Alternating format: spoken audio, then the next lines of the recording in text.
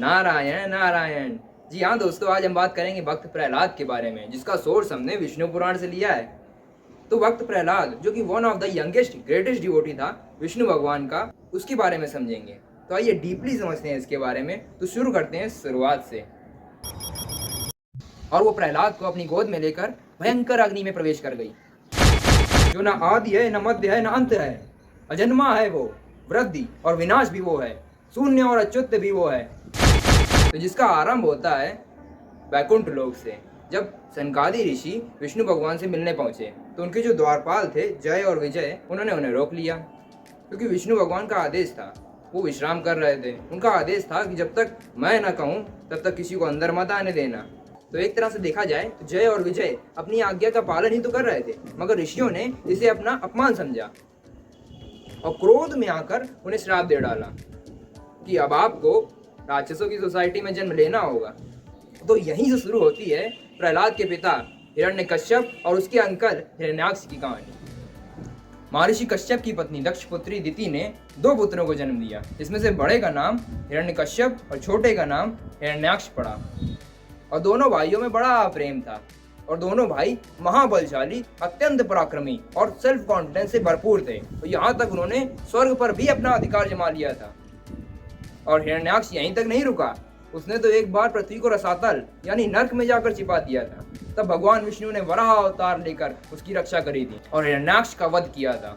तो जब भगवान विष्णु ने हिरण्याक्ष का वध किया तो हिरण्यकश्यप को जब ये बात पता चली तो उसे बड़ा दुख हुआ और उसने राक्षसों को आदेश दे दिया कि मारो सब लोगों को।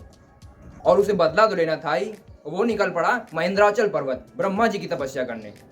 और इधर राक्षसों को कोई राजा बचा नहीं।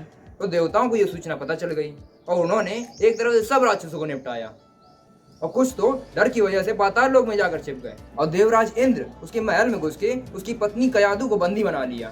और क्योंकि उसकी पत्नी कयादु गर्भवती थी तो इंद्र उसको लेकर अमरावती की ओर निकल पड़े।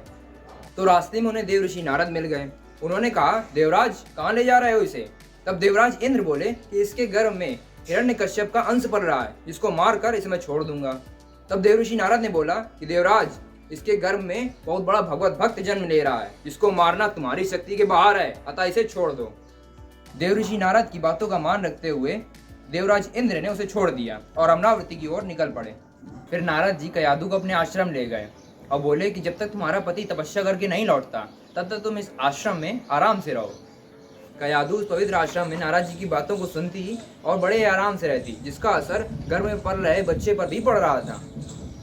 और कुछ समय बाद कयादु ने एक पुत्र को जन्म दिया जिसका नाम प्रहलाद पड़ा। और यहाँ पर हिरण्यकश्यप की तपस्या भी पूर्ण हो गई। ब्रह्मा जी से मनचाहा वरदान लेकर वह अपनी नगरी वापस आ गया। अब यहाँ से शुरू होती है भक्त प्रहलाद और होलिका की कहानी। जब प्रहलाद थोड़े बड़े हुए तो हिरण्यकश्यप ने उनकी शिक्षा की व्यवस्था करी और गुरु के अंडर में उन्हें शिक्षा ग्रहण कराई। एक दिन हिरण्यकश्यप अपने मंत्रियों के साथ सभा में बैठा हुआ था। तभी प्रहलाद और उनके गुरु वहां पहुंचे और प्रहलाद को प्रणाम करता देख हिरण्यकश्यप इमोशनल हो गया और उसको अपनी गोद में उठा लिया और बोला, इतनी शिक्षा में अभी तक तुमने क्या सीखा है? कुछ अच्छी बातें हमें भी बताओ। तब प्रहलाद बोले कि पिताजी, अभी तक जो कुछ ही मैंने सीखा है उसकी समरी मैं आपको बताता हूँ। जो न आदि है, न मध्य है, न अंत है। अजन्मा है वो, वृद्धि और विनाश भी वो है, शून्य और अच्युत भी वो है। समस्त कारणों का कारण जगत में सिचुएशन भी वो है और सिचुएशन को खत्म करने वाला भी वो है। ऐसे हरि को मैं प्रणाम करता हूँ। इतना सुनते ही हिरण्यकश्यप क्रोध से लाल हो उठा और बोला, अरे दुर्बुद्धि ब्राह्मण, तूने इसे मेरे परम शत्रु की स्तुति के योग्य शिक्षा दी। तब गुरुजी बोले, दैत्यराज, आपको क्रोधित नहीं होना चाहिए। आपका पुत्र मेरी सिखाई हुई बातें नहीं बोल रहा है। तब हिरण्यकश्यप बोला, बेटा प्रहलाद, आपको ये शिक्षा किसने दी? आपके गुरुजी तो कह रहे हैं कि उन्होंने ऐसा कुछ नहीं सिखाया तुम्हें। तब प्रहलाद बोला, हृदय में बैठे विष्णु ही सारे जगत के उपदेशक हैं, उनके अलावा कौन किसी को कुछ सिखा सकता है? तब हिरण्यकश्यप बोला, अरे मूर्ख, जिस विष्णु की तू रट लगाए बैठा है वो मेरे सामने क्या है? मैं ही सारे जगत का परमेश्वर हूं। फिर भी तू मौत के मुंह में जाना चाहता है, इसलिए ऐसी बातें कर रहा है। इसके बाद हिरण्यकश्यप ने अपनी पूरी बुद्धि लगाकर प्रहलाद को समझाया। साम दाम दंड भेद सब यूज किया, मगर प्रहलाद के हृदय से विष्णु भगवान को नहीं निकाल पाया।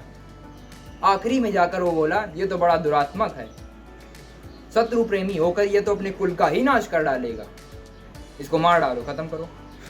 हिरण्यकश्यप की आज्ञा का पालन करते हुए सैनिकों ने प्रहलाद को मारने की कोशिश करी। अनेक अस्त्र शस्त्र से प्रहार किया, मगर प्रहलाद को एक खरोंच तक नहीं आई।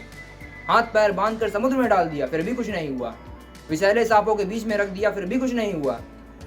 और आखिरी में थक हार कर हिरण्यकश्यप को होलिका को बुलाना पड़ा।